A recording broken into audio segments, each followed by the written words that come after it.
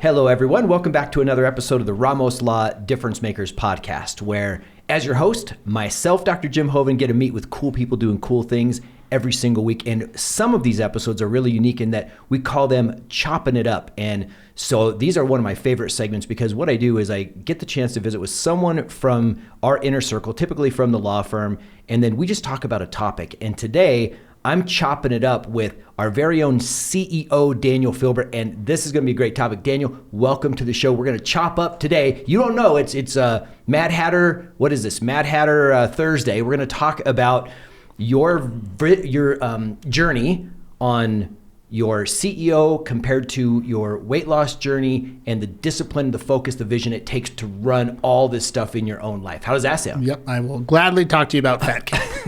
Fat Camp. Well, I'll tell you what, you have made an incredible transformation. And first, let me say to the people watching or listening, this guy is one of my favorite people in the world. You truly are. Love you as a human being, as a friend, as a brother. And watching you flourish in a new role as CEO over the last going on 2 years, year and a half plus now, has been a joy for me to watch how you've grown. And interesting in that, I think, do you remember when we first started this deal? You were CEO, I'm COO, and I gave you some thoughts. Remember when you first got that? And I said, man, just from stuff I've learned, here's some things, and we talked about that.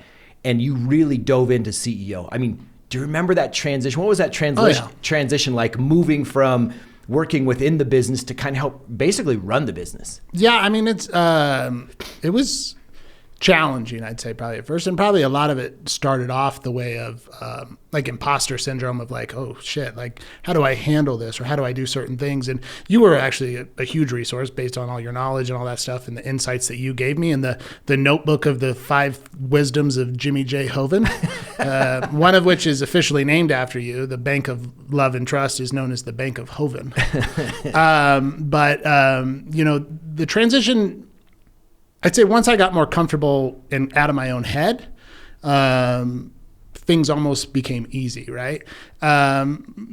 Just because I say that because I really am a strong believer that nobody is limited, right? And we all have the ability to learn and to gather resources and adapt to various situations as long as you're comfortable with it. And if that holds you back and you struggle with yourself or just believing that you can do something, you're screwed, yes. Right? And so once I was able to really grasp onto something that I've always thought and really run with it, it's been fantastic. And it's been, you know, I think you said a year and a half, but I think we're almost going on 3 years. Oh, is it 3 years? Yeah, so over 2.5 years. Oh, it is because we were at the other office. Yeah, 2.5 years. That's right. Yeah, we were at the other office. I started as CEO just the same time as COVID. You know, it was the perfect time. I become CEO, everybody goes home, I hang out in an office by myself. It just works. It was a beautiful thing. Yeah, you know? Well, during that journey, I remember one of the things that you and I talked about at the very beginning of that journey was you gotta keep your health front and center, your family front and center. There are certain things that if you let things get out of balance, they certainly will. They will. Like a wheel, we call it the wheel of life, right? Like if all these things are balanced, the wheel rolls smoothly. But if finances are crazy out of whack and relationships are really great, the wheel kind of gets clunky. And you dove so deep into what it takes to run a company of this size, and you had all these different things going on in your life that your health took a back seat. I mean, I guess if we're frank about it, like you had a lot of pressures, a lot of new things, and your health wasn't where you wanted it to be. Give a little bit of background as we progress into the journey that you've taken. How did you go from wherever you were, call it, you know, because you're more fit, more healthy than when you started, even as CEO 2.5 years ago.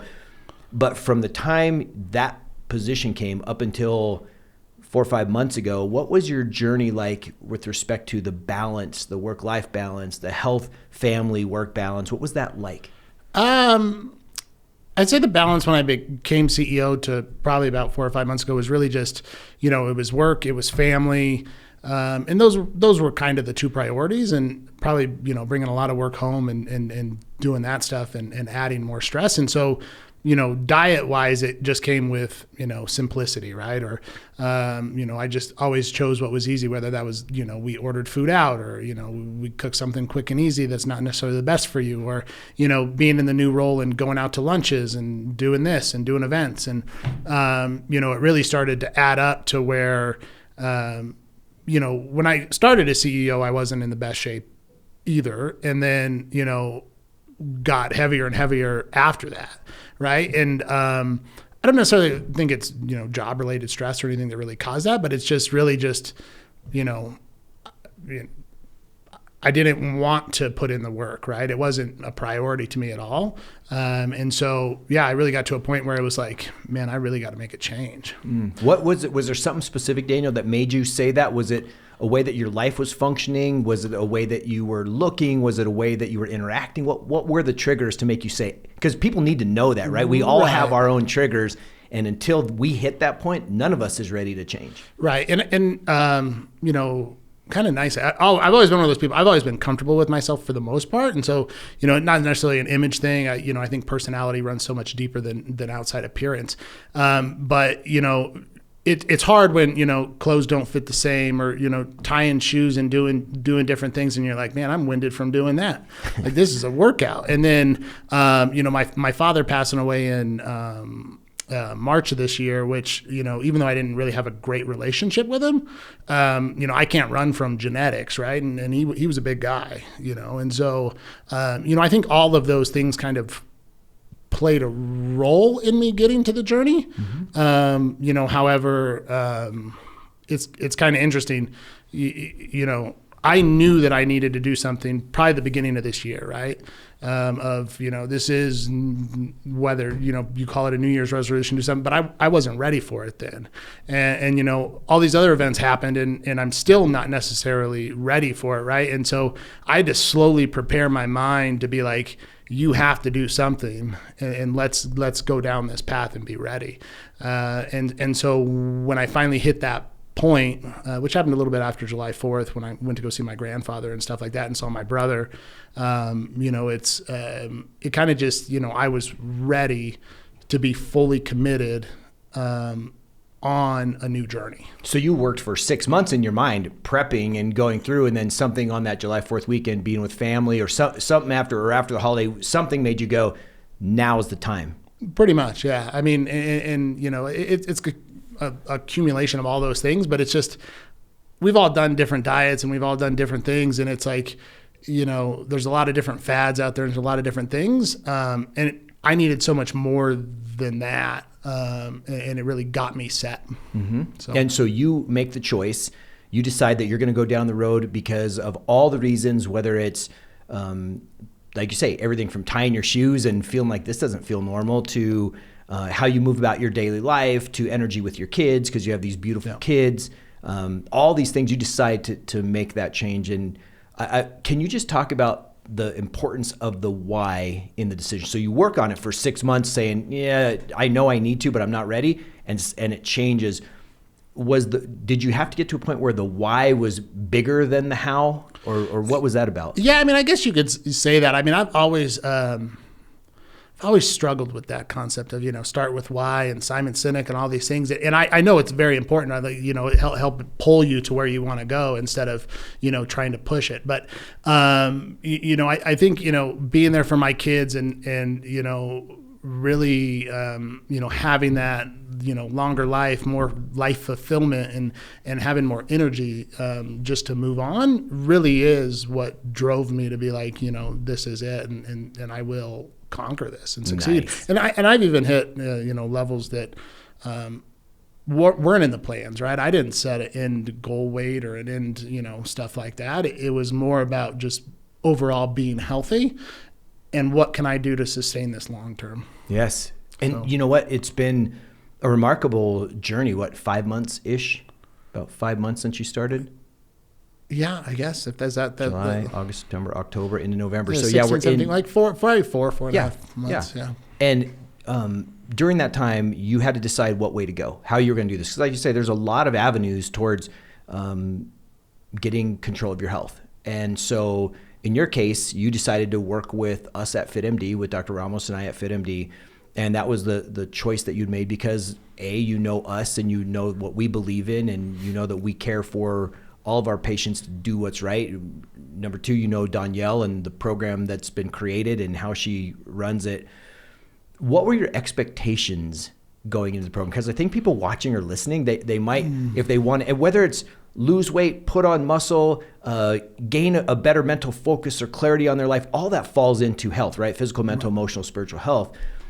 When you went into it, did you have certain expectations? You mentioned a moment ago that it wasn't about, you went through past numbers that you had because you didn't really have numbers, but what were the expectations that you had? It was, even then, it was still just mainly about just losing weight, right? And I think what probably helped with just that thought is, Greg, who works in our office, who lost a bunch of weight through the program before I started it, it really, set that. And, to me, it was something easy, almost something that I didn't have to think about, that at first kind of put me back onto kind of what got me in trouble, right? It's something that's easy. I don't really need to think about it. But throughout the process, really meeting with Danielle every week or early on and then every other week really set the tone, and even probably evolved my mindset towards the program, right? It became a meal replacement, but then it came, almost like a training camp for the future, right? On how to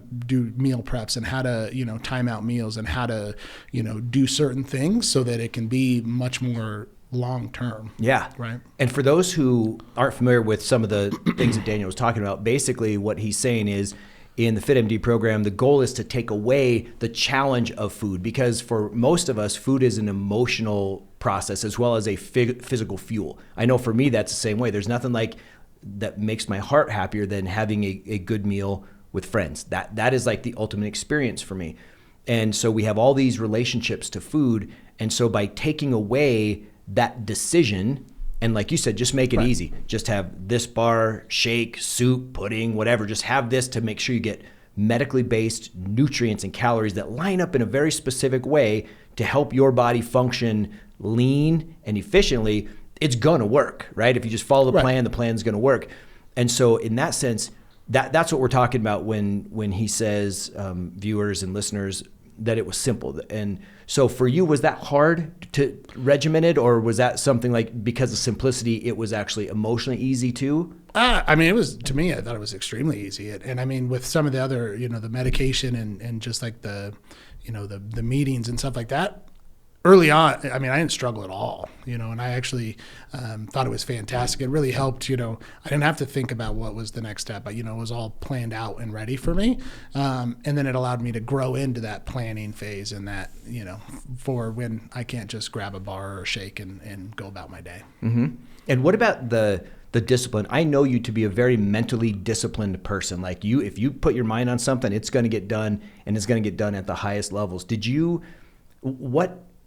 What connection to discipline did this have with you? Because again, you're changing all your habits, right? From A to B, and you doing it overnight. What was there a struggle with it, or where's the discipline? There was struggles with certain parts of it, right? Because, at first it started as, kind of that diet to lose weight, even though I wanted to make a lifetime change. And then, adding in the exercise and doing some of that stuff.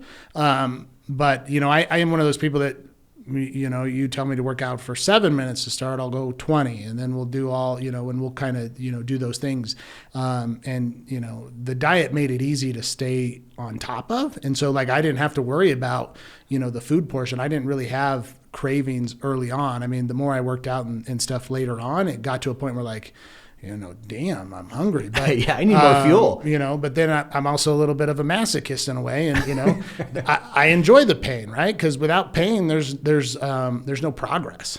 And so it was tough at times, but very, very rewarding, and really changed my mindset and everything, how I feel about food or exercise or dieting in general. It's just helped me a ton. What a wonderful example. And what I mean by that is, when you talk about the pain being a motivating factor for you, and not the pain itself, but what the pain causes, I'm a firm believer that if you're not engaged in something hard in your life, something hard to understand when you read it, something hard physically to attain it, something hard mentally to stay focused on, if you're not engaged in something hard, you literally can't grow.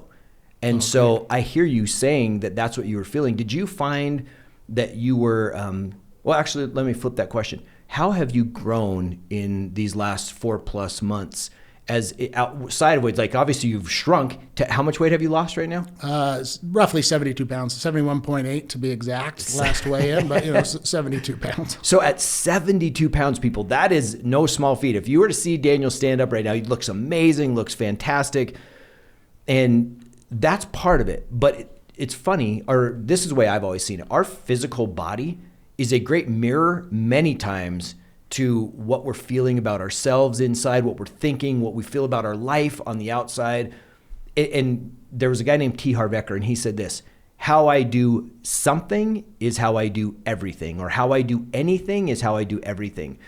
Did you find that as you started gaining more control or getting the results that you want through the discipline, through the process, through the structure, did that have an impact on other parts of your life, in your leadership here as CEO, in the way that you relate to your family, into recreation, anything that you noticed? I mean, with family and kids and running around, yes. I mean, it's definitely helped a lot energy level wise at, at home and stuff like that with getting around with the kids. At work, yeah, I think, mental clarity and, just processing things and understanding that I need to have that time, it's kind of weird. It kind of made me selfish in a way because for once I was finally doing something for myself, right?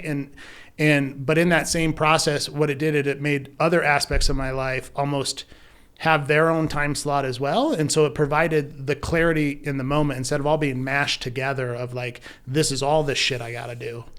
It's like I have to take care of myself first, right? And then I can have the time to think about all the other things. And so, by doing the one thing for me, it actually made everything else easier. Yes. So how do you, I think this is a fascinating topic. You and I have talked about this. If we've talked about it once, we've talked about it 100 times in our relationship together. We did a course on it with Darren Hardy, and that's the process of scheduling and block scheduling time so that you can get everything done. In fact, Darren Hardy says that you show me your calendar and I'll show you your productivity, right? Now, whether or not we stick to that, you and I both know. I was going to say, you don't want to see my calendar right now. But we know that we have the process of where we want to go. And if we only hit 50% of it, it's a lot better than having no process, no structure, and then becoming lost in, like you say, everything being smashed together.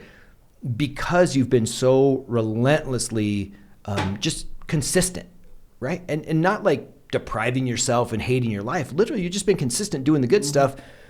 What role has scheduling played for you to do this journey of weight loss? Has it been important for you or not as important? I think it's been extremely important because, it's following the program as FitMD lays it out, of scheduling the meals or, eating within the first hour of waking up and doing all these various things. And that's really set the tone for me, right? Scheduling wise, of when I need to eat and when I need to do certain things, really built it around. And then it really allowed me to focus everything else around those times.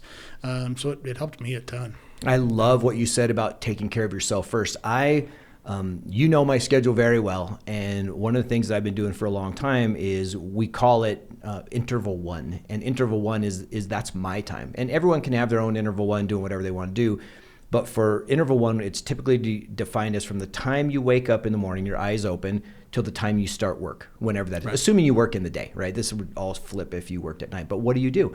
And for me, my interval one, it's sacred time, it's guarded time.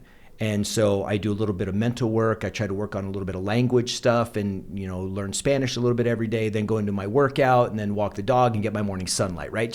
I got to do it every day. And that sets me up for success. That sets me up for success to do what I need to do and what I can do for all the people that I get to work with throughout the rest of the day in interval 2. And then interval 3 would be after you stop work till you go to bed. But for me, that interval 1 has become critical. And I think I'm hearing you say that, whether you do your exercise in interval 1 or interval 2 or interval 3, that became a hub that then helped you find the energy and the placement of all the rest of these pieces for work and family and all the rest of it. Yeah, and 100%. And I try to do everything first thing in the morning because young kids and everybody running around. But even if that happens, I've still been able to adapt throughout the day of, if I didn't be able to get my workout in then, I have to shift something else around so that that's what gets completed, right? And because that's really what allows me to strive and make it through the day, is knowing that that's going to be taken care of, and then everything else will kind of fall into place. So that brings up a point that everyone, whether they need any kind of health transition or not, or they're just working on building a great life and they're already on the health side, they got it dialed in, the concept of accountability. And in the case of what you've been doing, you had accountability on two fronts. One, you're really good at self-accountability. I mean, I will tell you, I've known you for a good number of years now, and self-accountability, no one has to tell you anything. If the expectation is there, your expectations are higher of you than anyone else is of you.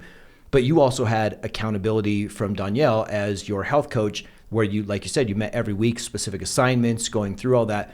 Tell us about the importance of accountability in success, not only a weight loss journey, but in a journey of having a successful life, building a successul future. Yeah, and I think, I give Danielle a lot of credit for one, putting up with most of my shit.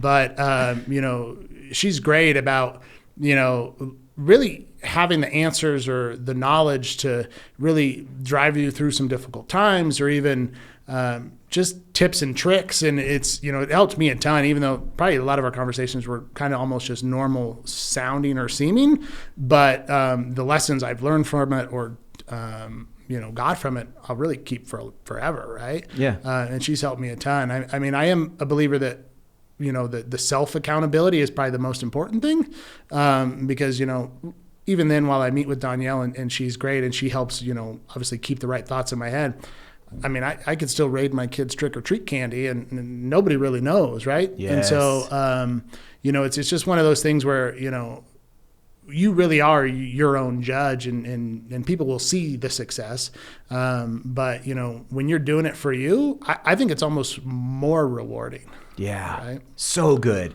It's so funny. I was talking to Danielle. We're broadcasting this just after Halloween, or sorry, we're recording it. And I was talking to Danielle yesterday, and she has a client, and this client says to her, "I am out of control. This person has done really well on weight loss." And she goes, "I am out of control." And she said, so she calls her, calls her as her coach. She says, "What's wrong?" She said, "I can't stop eating candy. I've literally had like 17 pieces of candy and I can't stop." And she goes, "Where are you at right now?" She goes, "I'm in the car." "You're driving?" She goes, "Yeah." She goes, "Is there a gas station close by?" She goes, "Yeah." She's pulled in the gas station. And she said, "Are you okay?" She said, "Yeah." She said, "Okay, take the candy, get out of the car, and throw it in the trash right now." Like right now. And she goes, "What? It's my kid's candy." She goes, "You're eating it. It's not your kid's candy. Take the candy out, throw it away." And she did it. And that got her through. That was that alarm, that wake up call that she needed to then get back control. So those mentors, if you will, those accountability partners become critical in your success. And we all fail. Yeah. On our journey, no matter what the journey is, no one's perfect. And that's part of life. That's how we grow. Have you experienced any of what might be termed failures along the way in this process? And how did you learn from them? That's actually a good question. I with all the stuff that I've done before, like the mental work of, my wife and I started a diet before I did this diet, and that didn't work. And so like this was almost that thing that really I focused on and drove towards. Failure throughout this diet, not really as much, besides being hard on myself of missing workouts, doing certain things like that. But I haven't hit too many bumps in the road. I know they're coming though, right? Because I think now the hardest part is almost coming. Is I lost the weight, and now it's trying to maintain it and making sure that I continue what I've learned to sustain the rest of my life. One of the lessons that I've learned along the way, and I've been fortunate in that weight loss has never been a big issue for me. I've certainly got my own issues with trying to keep my blood tight because I have high cholesterol and I love sugar and junk food. And you and I have had our share of chicken wings together, and you've had to slow me down on pop refills. So I have my own struggles, but losing weight has never been one of them. But I will tell you that one of the things that I found was in my younger years, it was all about being fit and healthy and strong and vibrant and playing the picture. As a doctor, I didn't want to be seen as, hey, there's that chiropractor that smokes and is totally out of shape and can't do anything. I wanted to be the guy that my patients could look up to and that I could do anything in my life. My mantra was, it doesn't matter how much energy it takes, how much strength it takes, and how long you got to do it. I'm there. I'm capable, right? And so I've tried to keep that. But then something hit me. And I'm going to share this with you as a piece of wisdom that I learned and that I've shared with a couple other people, including Greg that you talked about, Ian that we've talked about in other shows. And it's that now, once you get to a certain level, now people look up to you. They look at you. Wow, look what they've done. Look who they've become. Look what they've accomplished in any area of life, right? And I didn't want to be that guy for me that said, okay, I've gotten my physical characteristics to a certain way. Now I'm a leader for them. I'm a role model, so to speak. And I'm not trying to be, but it just happens. People look at someone who's made a big difference and they say, I want that, or I'm impressed by that, or I like it, or I respect it, or whatever. I'm not going to be that guy that disappoints myself and them. I put that extra pressure on me. So I have all my personal reasons for trying to stay active, healthy, fit, vibrant. But then I have all these external reasons. And I don't know that the internal ones are the key foundational pieces, but the external ones are a nice bit of pressure for me.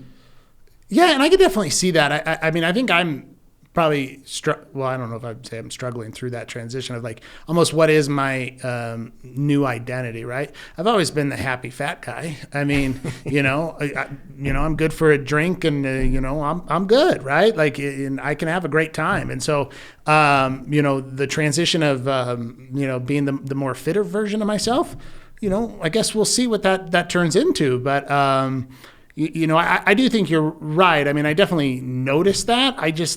I don't know. I guess we'll see how that makes me feel. Right now, everybody just asks me what the hell I do. I just tell them to go to FitMD. I mean, Dude, that's it. Make it easy. That's so funny, Daniel. Well, I will tell you, people are noticing, and I can't tell you how many folks have shared with me, man, Daniel looks amazing. He's so incredible. It must take so much work. And they said the same things about Greg and the same things about Ian. And my advice to them was, now, not only don't let yourself down and go back because you know where you've come from, you know that you can do it, but now all these people, you can stay, not that you have to, but that you get to stay a leader for them in this way. And now you can help guide them through the process because I promise you, if it hasn't happened yet, over the next 6 months, people are going to say, what can I do? Right? They're going to ask for your help and your assistance and your guidance and your wisdom. And so that in itself for me has always been a piece of, I'm not going to let these people down and I'm not going to let myself down, right? So stay in my workout, stay into my thing, stay into my reading, all that stuff, because I want to be that. I'm here to make a difference. I'm here to have a positive impact. And now you've made that journey, that cool transition from leader in a company and leading the business. Now they see you leading in the health-wise. They've seen the change. And I mean, I think that's a really big mantle, a cool mantle that you get to put on. So that means that since you use the word like positive impact, this is like the positive impact, kind of podcast with Jim Hoven. Do I get to be like co-host? Yeah. Oh yeah. Yeah. You and I are going to do some shows. Nice. We're going to cut up. We're going to bring an unsuspecting guest on here. We're going to be like cheetahs on a gazelle. It's going to be a beautiful thing. Okay. All right. I was curious. So have you learned any lessons that you can transfer from your weight loss and your health gains journey into the work life or into your relationships that you can think of? Like, through this, I am now better in this way or this way because blank. Maybe a little bit through, just the commitment this is, done and really, the importance of, scheduling like we've talked about, or focusing in on, yourself first and trying to build from there and then make time for the other areas in your life. It's been fantastic. It's probably, energy wise and, has been fantastic with kids and, my wife and all of that stuff's been great. I don't think I've upset anybody at work lately. So, hopefully my personality's a little bit better. No, I don't know. If it's better, it only went from great to super great. What about things that you would caution someone against if they were wanting to do a weight loss journey? Is there any things that you would say, look, be careful before you begin, think about blank?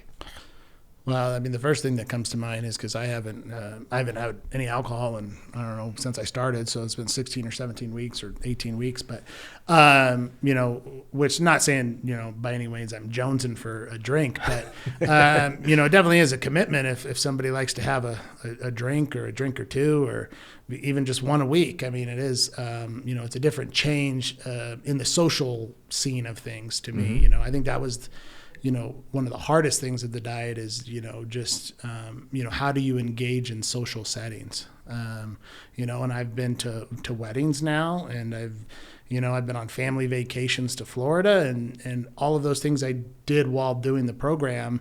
And it really just made me better, right? I didn't give in to the pressures or the situations, but I still had a great time. Mm-hmm. Did you find that you had a lot of support going through the program? Because again, these are things that I think I love the physical body because we can use it as a mirror for so many things, right? So if you wanted to have a better relationship with someone close in your life, if you wanted to have a more successful career, if you wanted to save more money, you can use the body as a template for that. Meaning, you get a plan, you follow the plan, you evaluate the results, and you adjust the plan and execute again as necessary, right? Same thing that we would do for anything. As you were going through, is there parts of the plan that you're like, I need to adjust here? And I don't know that would be considered a failure, but anything that you just knew that you had to adjust? No, I mean, and I told Danielle this. I just listened to Danielle, okay, and my life turned out just fine, right? If she listens to this now, I'm going to have to try to live up to that expectation. I've already told her, so don't worry.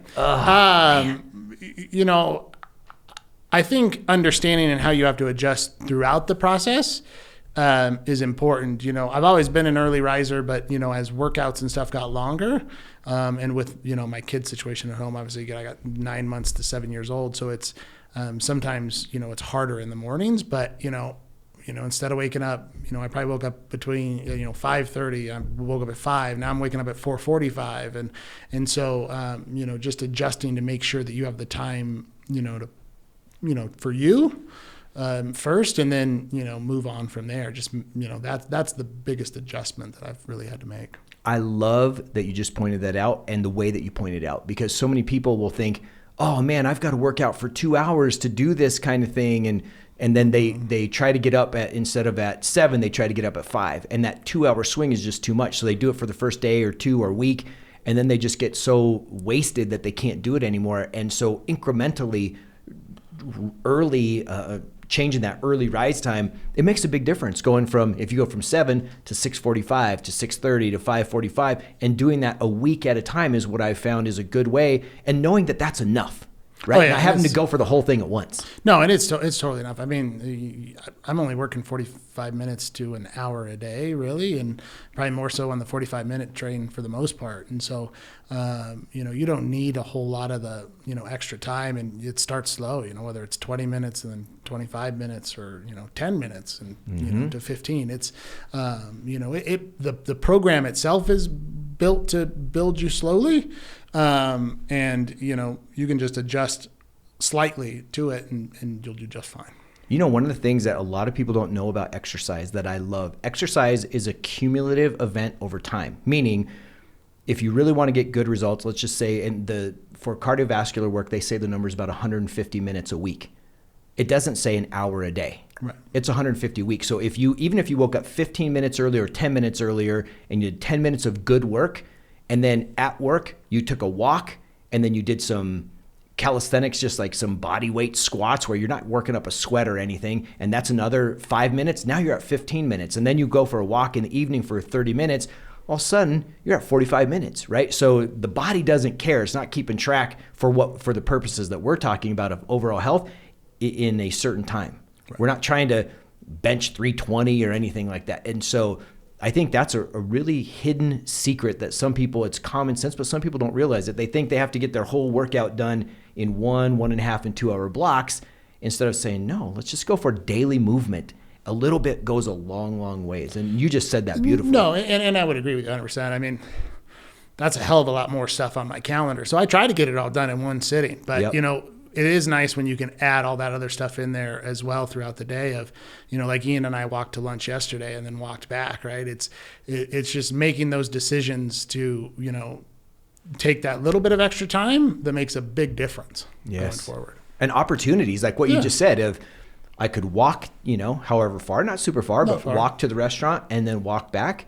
Or I could drive there and the weather's beautiful. You get a chance to get sun in your eyes, which, we won't even go into that right now, but sun on your eyes is a huge proponent of health. People should get sun every single day on their eyes. And so you get a chance to do that, and you get a chance to walk, and you get a chance to move, and the social interaction that you have, even with Ian, the social interaction that you have is a good thing.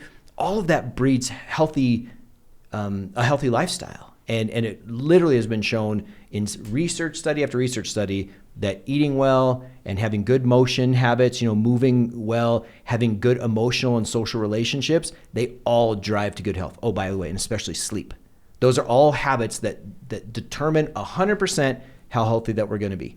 So on that note, did you find any sleeping? Did you have to change your sleep because you're waking up earlier? Any sleep thoughts as you have gone through the journey? No, I've always, for the most part, slept pretty well. With young kids at different times and teething and all those things, it's a little bit different. And so it's actually improving quite a bit now at the moment. But I've always been a pretty good sleeper of, I like to wake up early. I usually go to bed earlier than most people too. So that really hasn't been a struggle. And if anything, I notice I sleep a hell of a lot better now. So that's beautiful. Do you have lessons that you would like to share with other people, concepts about any transformational journey, whether it be in weight loss or anything, any principles that they should consider if they're thinking of, man, I want to make a big change. 70 pounds, that's a huge change. If you want to change a relationship, that could be a huge change. Change your career. Any advice that you would have as you reflect upon starting? Yeah, I think the biggest thing is kind of like how I started is almost mapping it in your mind or getting your mind right before you go down these journeys, just because everybody wants something so quick right now, right? And if you put the thought into it and really prepare and go for it, you'll have better success, right? Not saying that some things can't be quick and easy and you can move on, but really putting in the time to think about what it is and then doing the work and understanding that nothing's going to hold you back. Yeah. So good. Once you started, you've mentioned Danielle several times on the show today and how she was essentially a mentor, a sounding board. She was a lot of things for the success of the program. Let's take that and move it across the spectrum here. How important do you think it is for any person looking to achieve great things to have people that they can have in that role? Someone to go to, whether it be a mentor, someone who can give wisdom, advice, or just keep you inside the rails. No, it was critical for me. I think without it, I would have just, the diet, it would have been a diet of more just transactional type stuff, right? The program and her really push you to think about things differently so that you can make the changes, right? Because without that, I think it probably would have ended up just like another diet of, here's your bars and shakes, here's this. I don't know how much I would have, built in working out or, understanding what kind of meals I need to prep or what kind of foods I need to eat going forward. And so, I think, really speaking to her probably is everything within the program is really what makes it successful. Mm-hmm. And, we've heard that so many times, Daniel, like it's that accountability piece, but it's also the support piece. Because I know that in a lot of situations, someone going through, and again, we're talking predominantly about your weight loss journey here, but it really applies across any transformational journey in anyone's life, in any part of their life. Some people go it alone. And so they get the plan, they know how to execute the plan, but even people sometimes in their corner don't believe in their dream, right? And sometimes it's a lack of understanding. In the case of weight loss, sometimes the family members are like, well, man, we have this and that, and I got to do this and that. So no, I can't eat as healthy as you. So I'm going to have McDonald's and I'm going to have fried this and ice cream that and pizza here and there. And so you're kind of on an island. And if you're trying to own a company, sometimes your family and friends don't even believe in what you're trying. They think you're crazy. That support system, so you got accountability on one side and then you've got support on the other. And so I'm interested for you to speak to the support system on a journey like this, and what that's like, either from the side of, man, you got to have that, or it's tough if you don't have it. You know what I mean? Yeah, I would say it's 100% tough if you don't have it. I think this time it's kind of weird, and Danielle kind of gives me crap, and I think you probably give me crap too for calling this fat camp. But, to be honest with you, it really helped me and by telling everybody that I'm in fat camp, even though it's not really what it is. But, it let people know out there. And then the people that were close to me, I think, helped me through the accountability, whether it's you, whether it's Danielle, whether it's my wife, even my kids, they're not trying to, force feed me French fries anymore or something. So, so I think it's kind of weird. I say it in a joking manner, and I've always kind of had, the sense of humor thing to things, and I try to add that in there. But, by saying that and stating it out loud, even to everybody, right? People might think it's funny that I'm in fat camp, but, I'm still telling you that I'm not going to do certain things, or I'm not going to drink, or I'm not going to eat right, or I'm not going to eat that because I'm in fat camp. I order food that way in a restaurant. I'll be like, here's the protein, here's the vegetables. I don't want this because I'm in fat camp. It's just is what it is. It's fascinating how the power of words impacts us. Because for some people, like for you, fat camp is a motivational tool. That's what you just said, right? Like, hey, I choose to do this because this is where I'm at. I'm at fat camp. Other people, which I did give you grief for, if people take that as, oh, I'm a loser because I'm in fat camp, now it has a whole different meaning to them, and it can have a different response to them, is that they're a failure before they start. For you, your understanding and how the semantics of what a word meant to you is motivational. And I think everyone needs to know what words mean to them. How do those words feel, and what does it lead to? No, and I think you're 100% right. I mean, I think that goes into, having the positive attitude, looking for the positive outcomes, and not really becoming the victim, right? Because there's always an excuse on why things don't work. But I tell you what, you can overcome every one of them, right? I mean, there's nothing that can stop anybody. And I'm 100% a firm believer that no matter what it is, which is, we could probably get into a discussion on whether or not college education is important and go on all down those things for the same reason of, if you're willing to put in the work and the time, you'll do just fine in life. If you're expecting the easy road and you're mad because somebody else got what you want, that's because you didn't do it, right? And you didn't work for it, or, you want to play the victim, and that just doesn't work in life. That does not work in life. But I'll tell you what does work in life is Daniel Filbert as the CEO and my best buddy, and us hanging out. And by the way, that FitMD program, you crushed it. So that has worked. As we wind this down, I want to just one final question for you. And I've asked you before, you've been on the episode or on the podcast before when you first became CEO. Within 90 days, we had you on to just see, I think the title of it was Thoughts of a Young CEO, and wanted to just get that transition time. Now that you've been seasoned in here for, we're going on our third year now, and you've had the things that you've seen, the things you've seen, we've done the things we've done, the business has grown, everything's flourishing. Now you have control of where you're at in your health. Things are lots of positive momentum. Is there any piece of wisdom or advice that you would share that would help someone watching or listening to get through a difficult time, or that they might latch on to, that's helped you see some of the results that you've seen in your life? I think the biggest thing is really just finding that time to improve yourself, and then springboard from that into everything else, right? Because if you can take whether it's your mind, your fitness, your health, all that stuff, everything else really will fall into place, and you'll have more time and more clarity. Because, from where I was when you first interviewed me, even to now, is a big difference. And, but even then I would say that, where we're going is still in the beginning, right? And there's so much more that the company and myself and, the people around me will achieve that, I'm confident that, we've still got a big journey ahead, my friend. Sky's the limit, man. Well, this has been a joy, Daniel. Thanks for taking time out of what I know is an insane schedule to share your story. And, you've been so incredible as an example, as work ethic. And now we're seeing that transformation on the physical side too. And I'm so happy for you. I know that you feel great, and that makes me feel great. You're leading us in such a great direction. And I can't thank you enough for carving out the time. And obviously we got a lot of great work to do together. Love Jimmy J. So in the meantime, just like Daniel's doing, here's what I want for you. today and every day, go make a difference. And call FitMD. And call FitMD.